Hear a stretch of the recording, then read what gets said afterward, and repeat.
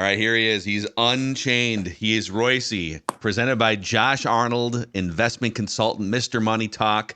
Last night, the Timberwolves they've tried to shoot more threes lately, and it's working here. 21 of 41, the most made threes and the fewest turnovers of any. Well, actually, third fewest turnovers on the season for the Wolves.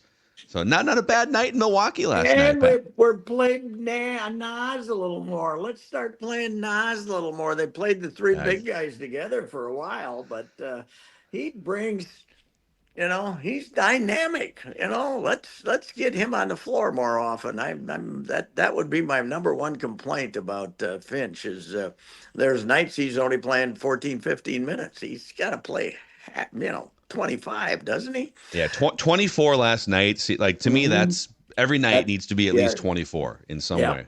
I mean, because he's, some nights he's not going to, it's not going to be his night. That three ball's not going to be falling. But, it is amazing to me how good he made himself shooting a three, considering when he came up, you thought, well, I wonder if he can make a layup. He really, he's one of the most improved players in the league and in the last 3 years. And the fact they were able to get him re-signed really shocks me. I'm surprised that that he took the deal that he got here because he could do a lot of people a lot of good. So let's play him more, and they're actually going to have a press conference this morning, right, for that Morris at Yeah, it's like Target 1 o'clock, Center. Monte Morris Well, press how come conference. he's not on a plane to L.A.? Isn't he supposed to? When do they play L.A. tomorrow night? It's a good question. Yeah, is he in for Why like don't a you get in physical or there? something? Yeah, No, get the in, trade went get in. through. Yeah, I mean they do have airplanes, so they can fly him out Yeah, there. he But might. Yeah, yeah, but I don't know. What are you stopping here for? Go to L.A. and Yeah, is he we can gonna? have So some. he's probably gonna hop like a private jet with A-Rod, maybe. Maybe that's Yeah, what he's yeah, gonna do. yeah. Or you could. Oh yeah, because A-Rod's probably going to the Super Bowl or something, right? Stop in Vegas, go to Yeah, L.A., come back to Vegas, something like that. So life is that tough. that that could be, but yeah, let's you can get the doctor to come in and say cough. Okay, that's it. You're good. Is that what the Let's physical go. is? Yeah, that's it. Yeah, they poke you in an uncomfortable place and tell you to cough. That's the whole damn thing. That's good enough, right? We don't need to. But I'm interested to see what he brings to the table. You're all in on him, Phil. I mean, yes, it's not all in terms of like a franchise savior, but in terms of he fixes the things that you need to be fixed. I'm Yes, in. I'm yes. in on. He shoots. And He doesn't turn over.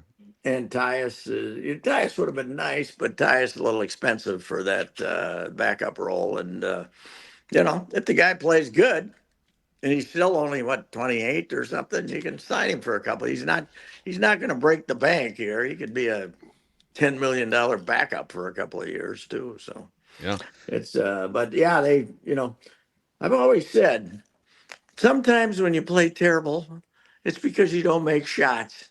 And when you play great, you make shots. And that's what they did last night. They made a lot of shots, which is a really good way to play basketball. That's It is. everybody's got the big tiebreaker in all their sports: goaltending, pitching, football, turnovers, quarterback.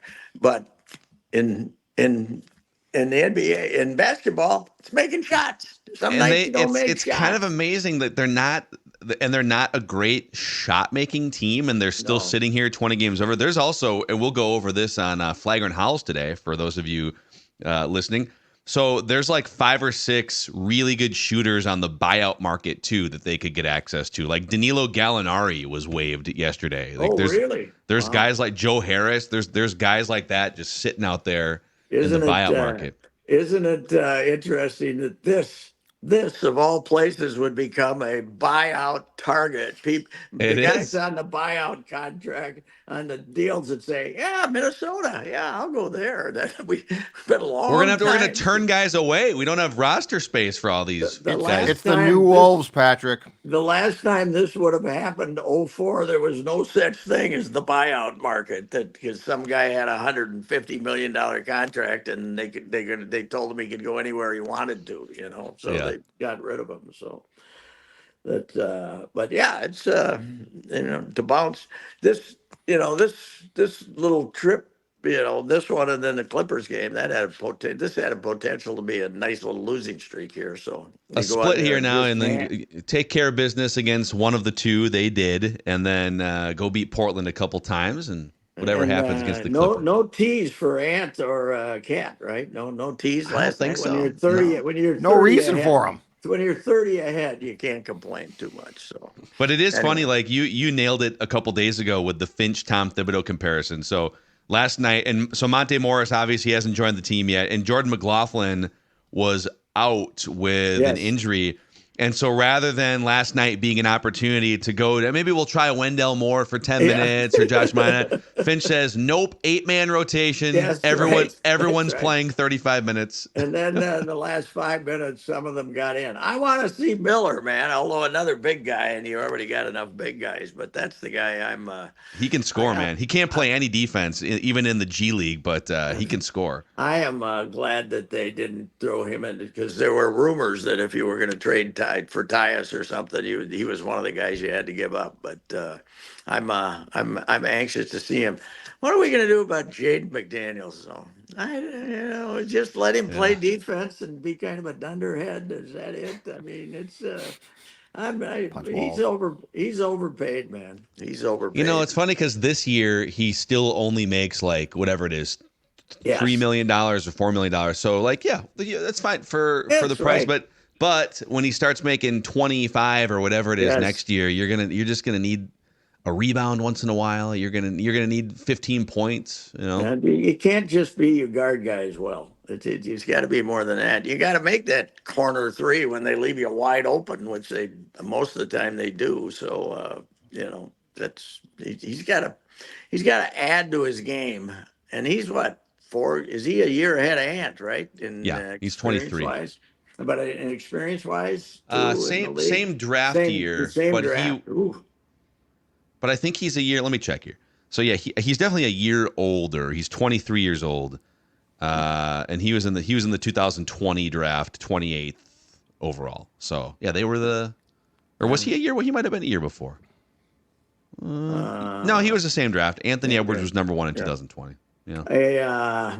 You mentioned my poor guy Tibbs. Brunson's hurt. The guy they got from Toronto's hurt. Randall's hurt. The center's hurt. Robinson, he just traded for guys, but he had like a 6-man rotation last night when he was getting his head handed to him by Dallas. So didn't bug Tibbs though. He just played the guys. He just played about the 5 guys and said, "Let's go, boys. Let's go." Didn't give up. Yeah, that Hartenstein. The center there, comes in and said, this nice guy, let him play 20 minutes. Tim's got him playing 35 most nights, This is great. He had some of these guys. So he had, Achua played 41 minutes. Yes. Miles McBride played 45 minutes last night for the Knicks. And then Dante DiVincenzo played 43 minutes. Yes, and they were beat, they were like, with 8 minutes to go, 10 minutes to go, they were hammered anyway, but he still kept playing them. Maybe Luka will have a heart attack and won't be able to finish the game, and then we can win it or something. Is Taj still there?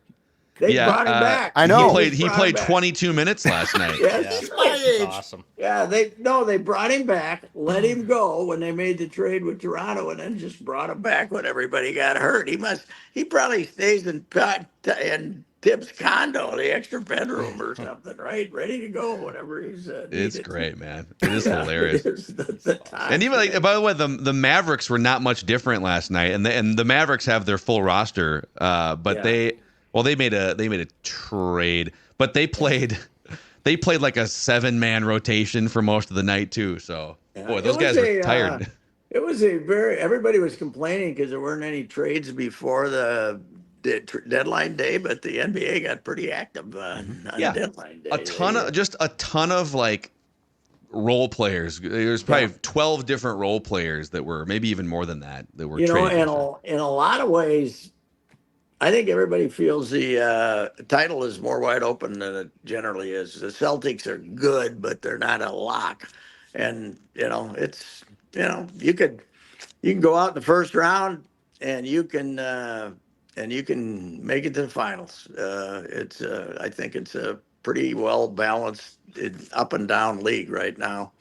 The thing about the playoffs is, though, you usually know your guys are usually going to play. They're not going to come up with some phony baloney excuse for not playing. They're going to, any kind of little injury is not going to keep them out. So in the playoffs, I wouldn't put it past Kawhi for like a game 2 load management first round, maybe just first round load management. Zion. Zion, yeah. He's is he still playing? Is he still bad? He's gonna equal his previous NBA total games played this Till he year. stubs a toe. Yeah. It is incredible. They are really good though. Like the Pelicans, when they put their full team out there, they are. There's some teams in the West that you don't really want to face in the first round if you can help it. They have McCollum, right? Yes. So they just a couple nights ago they beat the Clippers. Excuse me. Zion did play 35 minutes in that game, so there you go. But CJ McCollum hit a bunch of threes. So yeah, when they're healthy, they're tough. Still maybe Flip's worst move ever. Everybody said, okay, who went eighth? That guy with the Jamal Murray, or no, that was Tibbs. No. Tibbs screwed that one up. But he was drafting ninth, and everybody projected McCollum to be the guy, and instead he made or whatever he was drafting, 7th or 8th. McCollum was supposed to be the pick. Everybody had McCollum being the pick, and he traded for Shabazz Muhammad, right? Shabazz and Gorgie? No. Gorgie Jang. Yep, that was the Shabazz Gorgie Jang. And he could have had McCollum here for 10 years shooting threes and making them. And Giannis went right the pick after Shabazz Muhammad. Giannis. That was a bit of a mistake. Rudy Gobert went a couple picks after Gorgie Jang in the first round of that draft. Well, the funny thing is, Shabazz had personally given Tubby Smith an NCAA victory right before he got fired by stinking it out for UCLA, being awful. Flip was telling buddies of his, that guy's terrible. And then he drafted him because I don't know what the. I thought Trey Burke was on the radar there for a while. Weren't the Wolves? Well, did the Wolves initially draft Trey Burke and then they traded him? Correct. Yeah. Okay. They technically drafted him. Yeah. But they ended up with Shabazz, who nobody wanted. But Isn't it funny how these drafts play out? Like the fact that Giannis goes 15th and Rudy Gobert goes 27th. Those are two first ballot Hall of Famers, the two best players in that draft. Yes. And I don't know, because they were like gangly European players that you got like your European scout.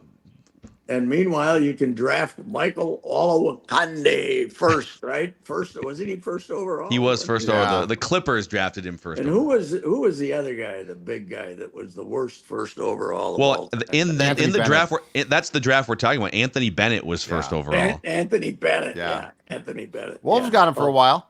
They did. At one point, the Wolves had Bennett, Wiggins, and Cat. They had 3 number 1 overall picks, right? Yep. And did they have Derrick Rose too on that same team? Did they? Was the I think team. that. Well, I think it was a later team. I don't know. They had a lot of top picks. A lot of top picks.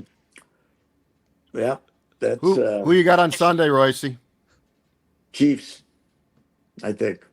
I like the Chiefs have demonstrated to me that they aren't the same team I saw for the first 10 or 11 games of the year, because somehow this defense turned out to be good. I don't know how they did that, but it can't just be Chris Jones coming back. But the defense is. How about Pat Mahomes the MVP votes comes out yesterday. He's getting like 1/4 and 1/5, and really, people. I mean, come on now. With the collection he was playing, I'm not saying he should have been the MVP this year, but he got no votes, and the fact that the defenses had to carry him for 3, 4, 5 weeks while he found a receiver other than Kelsey and the running game. I don't know. I just kind of like Kansas City. I don't know. I might go over to the bar and watch it with the Kansas City fans over in. There's a bar over in. That's right. Next door that I might. In I went Fort over Myers? Which bar is it? Not in Fort Myers. No, it's over in. What's the blue collar town next door? I can't remember what the hell. Cape, is it one of the, what is it, Cape something? Cape, no? I don't know. I stayed over there once. Anyway, there's a bar over there. I went over and watched the first half there a couple of years ago when that's the one that got beat by these guys. They got beat that year by these guys. But I don't think Sam. You like a lot of their talent and Dabo and McCaffrey, but I don't think they're great. I think the Chiefs will win, but I wouldn't. What's the number? San Francisco 1.5, 2, something like that. Yeah, the Niners are favorites still. Yeah, what, a couple of points. They've always had, and in Vegas itself has always had an incredible amount of money because it's so close to the Bay Area, and the other casinos there that bet on the 49ers through the years. The Cowboys, of course, but then also the 49ers are also bet very heavily out there. So yeah, I don't know. I don't know if that moves the number. I don't really know what moves the number because there's so much betting that's not done in Vegas now that. Well, for this game too, I don't know. There's so many the volume of bets coming in. You'd have to have some monster money coming in to really move this line, right? Yeah, I am sure. But yeah, it's what time are we going to kick off? Does anybody know when the ball will be in the air? So it's always kind of like 5:30 is the listed time, but I'm guessing 5:42 at the earliest. Yeah. Okay, so 5:30 Central. Okay. Yeah, 6:30 your time. Yeah, but we still have to have foreplay after that. Is the anthem sung by foreplay is important, Pat. Yeah, well, we got Reba McEntire is doing the anthem, and it's expected to be a little snappier. Okay. And that probably happens at like 2:00, right? Because then they got to enter. Yeah, I don't know. I don't watch any of the pregame. None ever. I can't stand it. We can't make any more out of this. But I suppose if you're at a party and it's a Super Bowl party and you're drinking with people, you got to have it on in the background. I love when I think Rich Eisen the last few years has like openly made fun of the fact that we're in hour 1 of our 9-hour NFL Network pregame show here. Send help. Well, you can't argue with it. It's the 25 highest rated shows in the history of television. 24 were a Super Bowl, and the other one was Kennedy's funeral or some damn thing, MASH or something. So it's you can't argue with it. That's for sure. Yeah. Hey, you know what else you can't argue with? The right place to buy a car. Yeah. I am down here in Florida, and I rented a car, but I did not rent a convertible, and I sold my convertible the used one that I got from Jim Paul's Valley Group of GM dealers. I love that car. When I sold the place down here, I was tempted to store it, but it would have cost more than the car to store it for a year, right? That's tough, yeah. So, but I'm missing my convertible that I got at home. I'm missing it because with the days getting nice down here. Brett Paul's Valley Group of GM dealers. I've bought 5, 6 cars from them, used cars from them. Relatives have got trucks from them. Good inventory now. I see the good interest rates and a lot of inventory, and you can get yourself a nice truck. You can get yourself 3 varieties of SUVs at least. I was looking at them. The little one, I saw the little one when I was at one of the kids' hockey games a couple of weeks ago. That could fit in my garage. That looked like you're gonna pull it. You're gonna do it, Pat. I can feel it. It looked like it had potential. So we'll see when I get back. See if I'm gonna go out there and take a good solid look at that smaller SUV. Anyway, Jim Paul, Brett Paul, Valley Group of GM dealers. My guy's in Apple Valley, and there's also a store on the other side of town in Hastings. You got St. Paul and Minneapolis covered, so you can't do any better. Yeah. All right, Pat. Enjoy your pitchers and catchers report weekend and your Super Bowl weekend, and we'll talk to you next week. I'm doing a piece today on Austin Martin, nice kid, and I had talked to him the other day, and he said he was 2 years old and he was throwing balls up in the air and hitting them with a stick. That's when he became a baseball player. So Love it. Started young, and he's from Jacksonville, and played at a playground there that has had several guys advance to Major League Baseball, including that guy from the Braves, Chipper Jones. So Chipper Jones. Guy. Okay. Yeah. We're gonna need Austin Martin to make his Major League debut, I think, at some point this year for the Twins. Yes. I said that yesterday, that it's okay to have Willie Castro for a couple of games in center, and it's okay to, Nick Gordon, I don't think he'll make the team, but if you need a permanent one, I don't want it to be Willie, okay? After Buck, let's all pray. Let's all not be pessimistic about Buck. No, it's impossible not to be pessimistic. Sorry. Not even positive Pat can be optimistic. But he's trying to be as optimistic as possible. So let's see what happens. Yep. Fingers crossed. All right, Hey, Pat. I got this. Yeah. You know who they're looking for a hitter? I looked him up. He tore up the Winter League. Bring back Kenny Vargas. What? He tore up the Winter League? Your infatuation with Kenny Vargas. What did he do?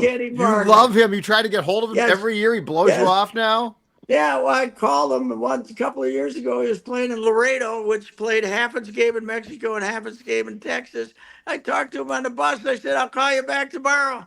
He still hasn't answered the phone. Oh, no. He did. So wait. So he played. So he's in the Mexican Professional Winter League. Yes. Yeah. Playing for he's played in the Mexican Summer League for a while, but he played in the Winter League last. He played 60 games, had 10 home runs, 54 RBIs. Get him up here, left and right. Yeah, how about this? Right. He's playing for the Aguiles de Mexicali, based in Baja California. Yeah, he had an OPS of 860. It's pretty good. Yes, he'll draw a walk. Great guy, great human being. Give him a look. Come on. Won't call you back, but he's a great guy. Yes. All right. See ya. See ya. All right. Thanks, see you, Pat. There he is. Reusse Unchained, presented by Josh Arnold.